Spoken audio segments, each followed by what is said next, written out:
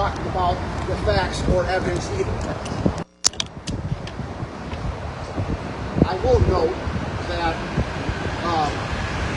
and I said it in open court, I'm obviously a little miffed by the category to tell the truth.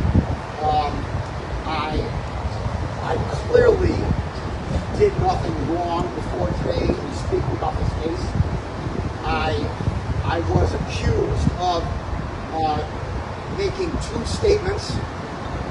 One had to do with the mental health process that occurred here, where I made a comment that once the defense team pulled the request to have a forensic, that it was a moot point. I clearly was talking about it being a moot point for the felony hearing, and only for the felony hearing. I clearly established that. I clearly said that. I was not in any manner saying it was a moot point going forward indefinitely. If I implied that, I am sorry. But I know I did not imply that. I know I did not say that. And on top of that, I explained it was only for the felony hearing. So I'm not sure how there was any confusion there, but I'm a big man. If there was, I apologize. The second argument that they made was that I talked about some potential misconduct that was uncharged. Again, I did not do that. I mentioned other potential charges that were in the penal law that we were looking at potentially. I use the word potentially like probably 1,000 times. The reason why I did that is because, as you know, I got some criticism for only charging the murder in the first degree. People were questioning me and criticizing me, well, why didn't you charge the hate crime right away? I was even called out by a reporter, who's not here today, at the press conference we had on Saturday night there after the shooting, that why didn't you charge the hate crime right away? So I had to explain, obviously, that the reason why I didn't charge the hate crime right away is because we had to keep doing the investigation more. The murder in the first degree charge was staring me right in the face. Now, one could make the argument that hate crime was staring you in the face as well.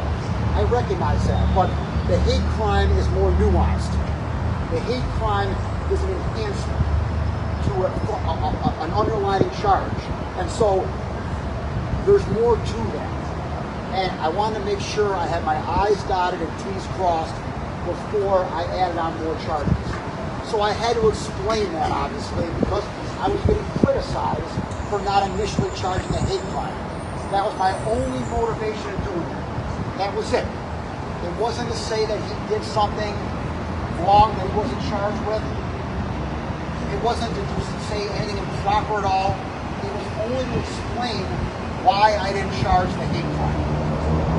Again, now, quite frankly, it's a moot point, because every charge that I talked about that we were looking at, I have now charged.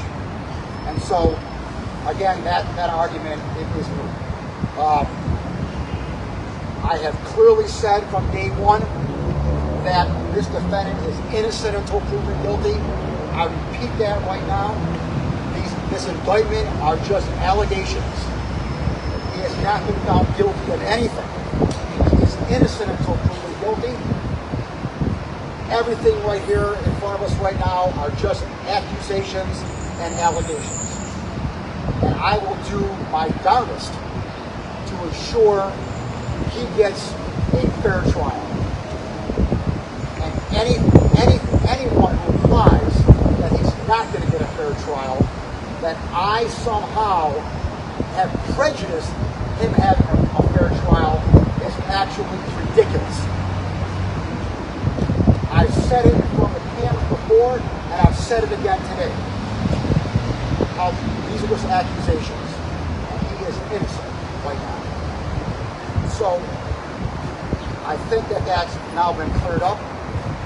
Again, after today, I'm not going to talk anyway, so I give my word and we move forward. We move forward now with the prosecution. I kind of want to generally give some thank yous here, and then I want to give some specifics. Obviously, all of law enforcement, from the Sheriff's Department, the State Police, and the ATF, and the Attorney's Office, have been just extremely helpful in getting us to where we're at today. I can't thank the FBI enough. The Special Agent in charge, Steve Maloney here from the FBI, him and Director Ray in D.C. have done everything to assist us. We are total partners in this prosecution. The evidence that they've collected and the work that they've done to help me out. And it's that partnership with the FBI that I have going back years and years that has fostered that sense of relationship and partnership that we have got, here today. And this should be a model nationwide as to how local law enforcement and federal law enforcement can work together in a state prosecution. And that is what we've done, Steve, and I can't thank you enough, or Director Ray. Director Ray also sent down 16 victim advocates from D.C. to help the victims out in this case. Director Ray and the FBI have basically opened their pocketbook to this community. So whatever we need, they are there to help us. I was in D.C. last week. I met with the Attorney General, the Deputy Attorney General, the Assistant Attorney General in charge of the Criminal Division, and all three of them basically said to me, whatever you need, you got it. And it's that partnership that I really can't thank enough. Where do I start with the Buffalo Police Department? Listen here, I don't know what happened in Texas. I don't know what kind of delay there was before they went in that school. I wasn't down there. I'm not going to criticize them. I don't know what happened. We've heard times, hours, whatever, about how long it took to get into school. I don't know if that's true or not. I'm not going to say it's true. But I do know what's true here in Buffalo. And I do know that from the 911 call that went out to when BPD arrived, 1 minute. I do know once BPD arrived, it took them 61 seconds to apprehend the defendant. And then I do know that after the apprehension of the defendant, it took less than 10 seconds to run into Tops. For a total of probably 2 minutes and 20 seconds. So in 2 minutes and 20 seconds, from the time of the 911 call, BPD ran into Tops. Now, no one was in there. Without knowing if there was more shooters in there. That's the heroic nature of BPD, Buffalo Police Department. And I can't thank them enough for all that they did, all that they've done. They have, along with the FBI, have gotten us to where we're at today. And when you hear the phrase, throw the book at someone, well, in this case right here, the defendant just got war and peace.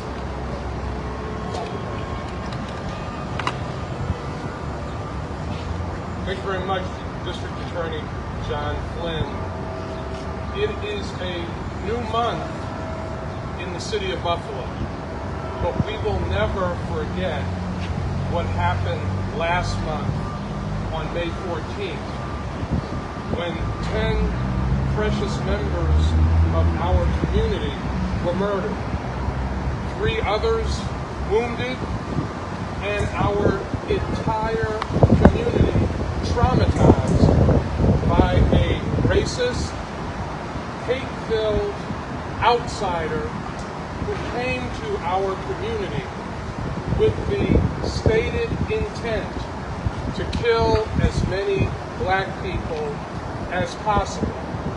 And that outsider filmed his actions on social media and put it out for the world to see. The wheels of justice are turning very swiftly. I want to thank District Attorney John Flynn and the staff in the District Attorney's office for their great work in moving this forward. The families of the victims have demanded and are demanding justice. The members of this community are demanding justice. And this is moving very, very quickly, as it should.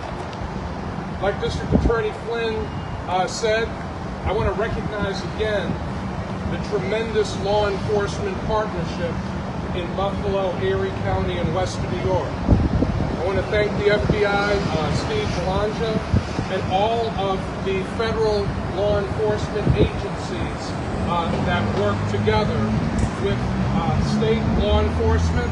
I want to thank Governor Kathy Hochul and Superintendent Bruin for their assistance. I want to thank the Erie County Sheriff for his work and the work of his personnel.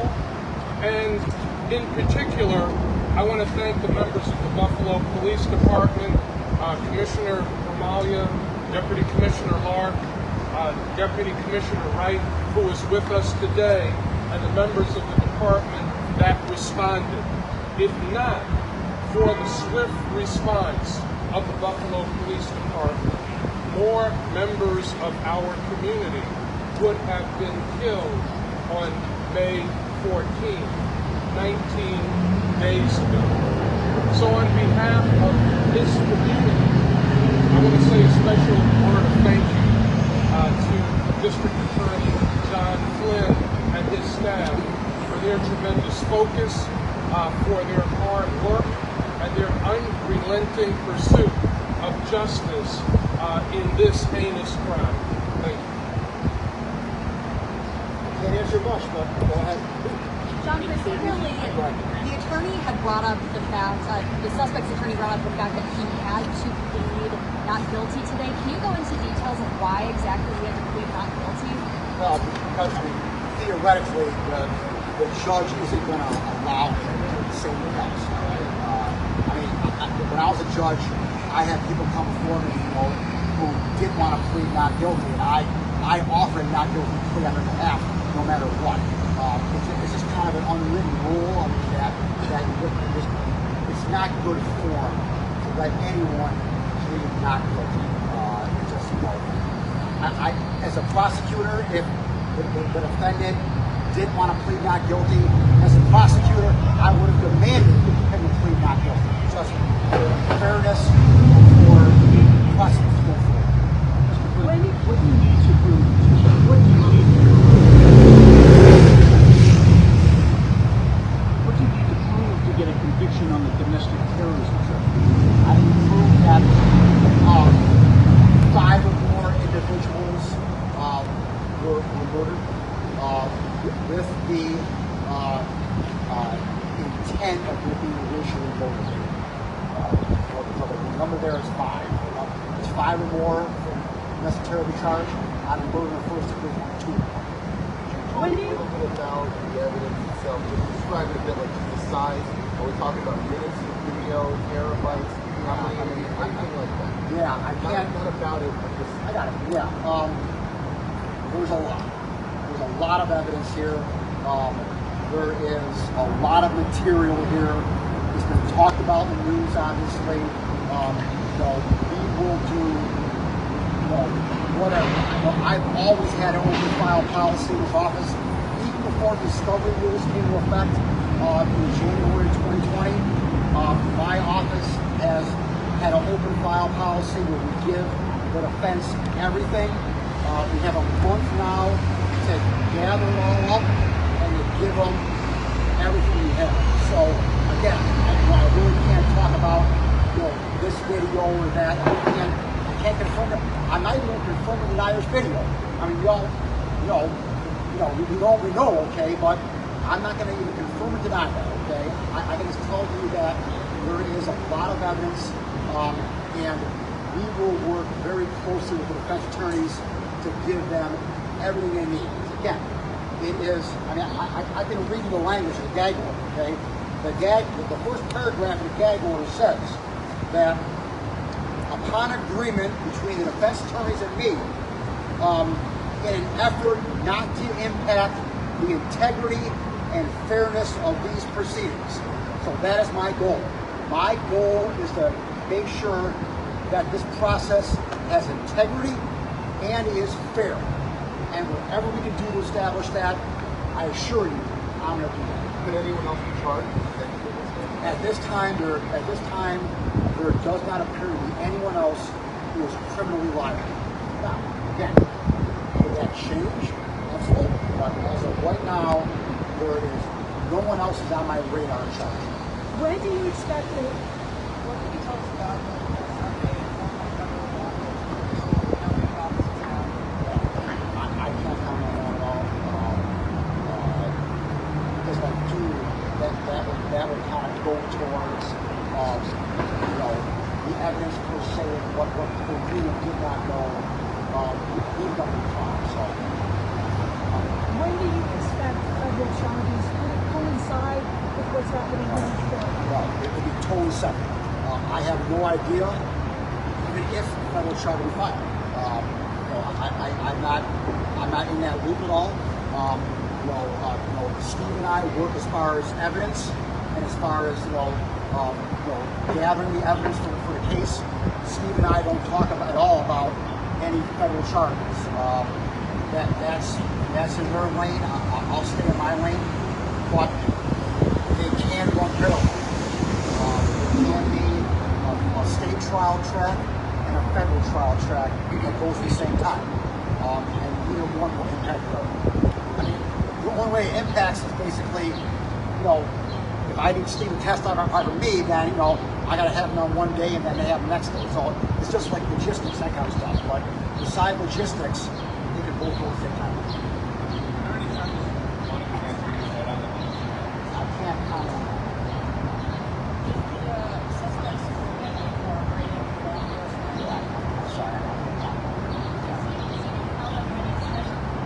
It was held on a suicide watch. I'm not sure.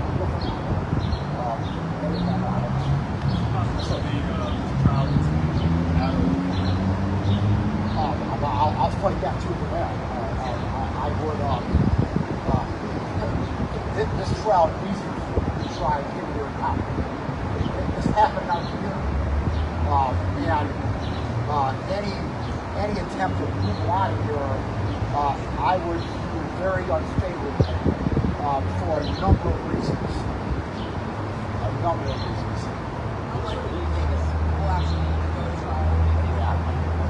I can't comment on that. So here, he is innocent until proven guilty. He has the constitutional right to a trial, to a fair trial. And under my watch, that's what's going to happen.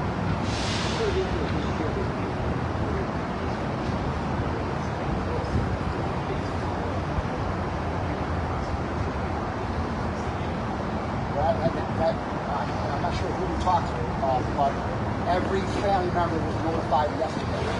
As soon as it was reported out, obviously it is illegal for me or anyone in my office to talk about what happened or what happens in the grand jury. So during the grand jury phase, that is entirely secret, and the family members knew that. As soon as it got reported out, now it's public. It got reported out at 9:31. 9:32, my office was on the phone to the family, all families, to notify them what took place. In addition to that, I believe the families got here at 1 o'clock, right? So we offered all the families to come here at 1 o'clock before the arraignment to walk them through the arraignment process. So the point people for all 13 families or 10 families, the point people all were notified. If some cousin out there didn't get the word, I can't notify every cousin, okay? I have a point person for all the families. They were notified immediately yesterday morning.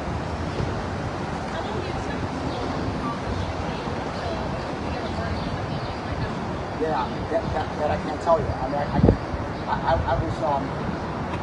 I was supposed to be on a phone call this morning with the El Paso DA. Unfortunately, she had to cancel the telephone call. That Walmart crime happened a number of years ago. It's just going to trial right now. I hope it doesn't take that long here, but these things do take a while, and it all depends. So this was an 18-year-old with a powerful gun that had been modified in Texas, another 18-year-old. Maybe you or the mayor actually, can you step back maybe and say, what do you tell residents here about what's happening in this community and across this country about gun violence and what it has become? As we said, the access to guns is too easy in this country. And guns are falling into the hands of the wrong people and people who are using guns illegally against other members of the community. Just a few days ago, mayors across New York State participated in a phone call to recognize Gun Violence Awareness Month. And what mayors all across the country are saying to their communities, urban, suburban, and rural, is that we will not be silent on this issue. We are going to continue to lift our voices on this issue. And we must demand, as a country, every state in this nation, that federal lawmakers who have been resistant to doing something about sensible gun reform, that they change that stance and we take action that will prevent these kinds of mass shootings and this kind of mass murder from continuing to happen in our country. Any other questions?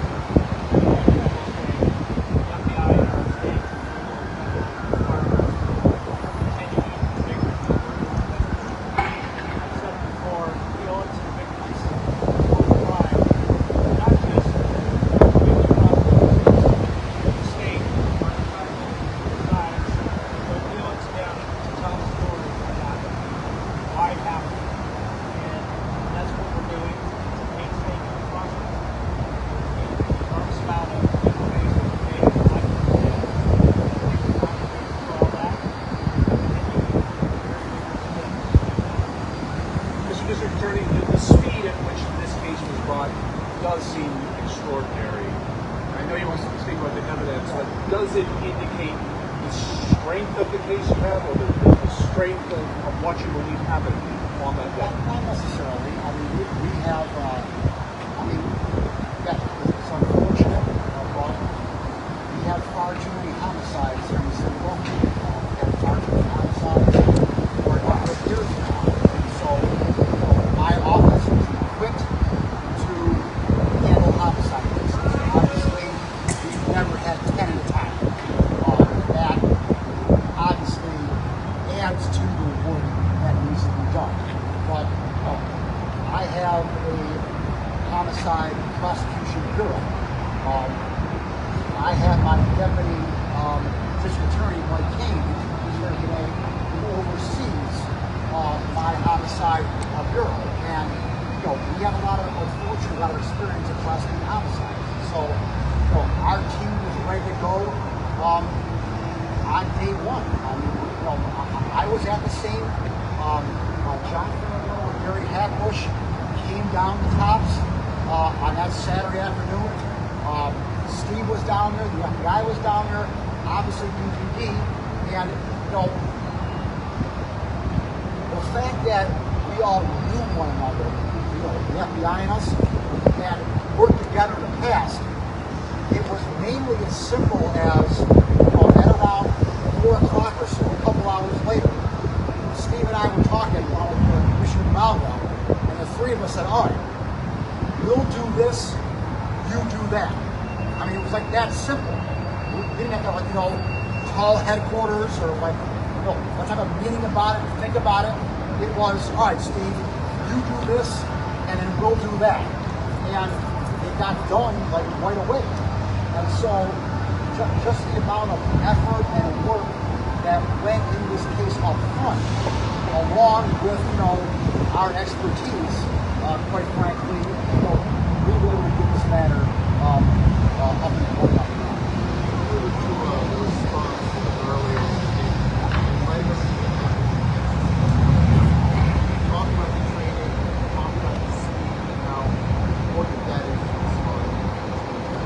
Deputy Commissioner, I can do that.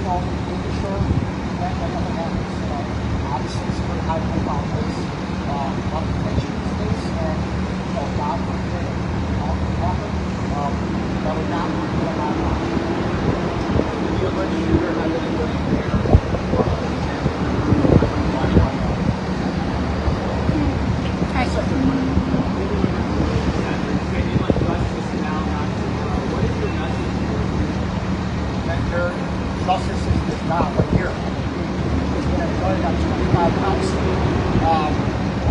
As the mayor said, justice is moving quickly. And I can assure the families and the community that justice is being done.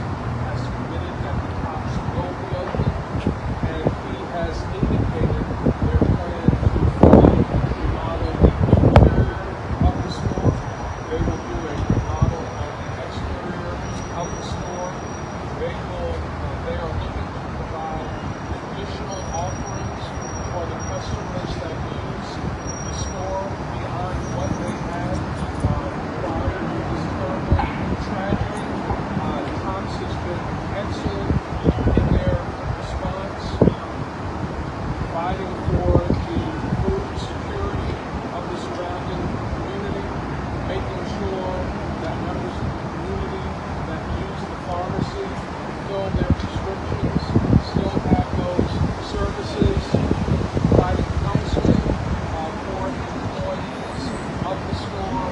So the commitment is that the store will open as quickly as they can do the remodeling on the interior and the exterior. So I'm very pleased with that commitment and pleased with what Cox has done to the aftermath of this terrible tragedy. A number of people have expressed interest in a memorial.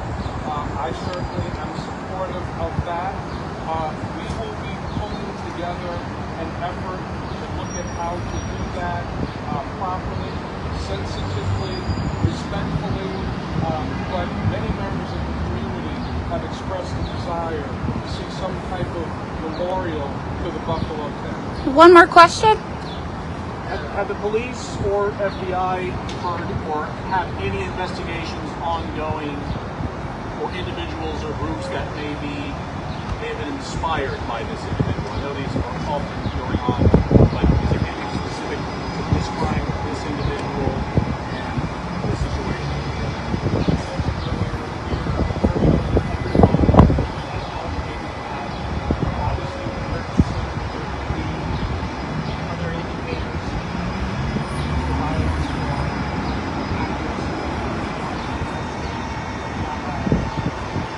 Nothing specific. Okay. Thank you, everyone. The June 9th court date goes away, so June That's 7th. gone. Yep. Nothing left. July 2nd. Yep. Nothing pending in city court.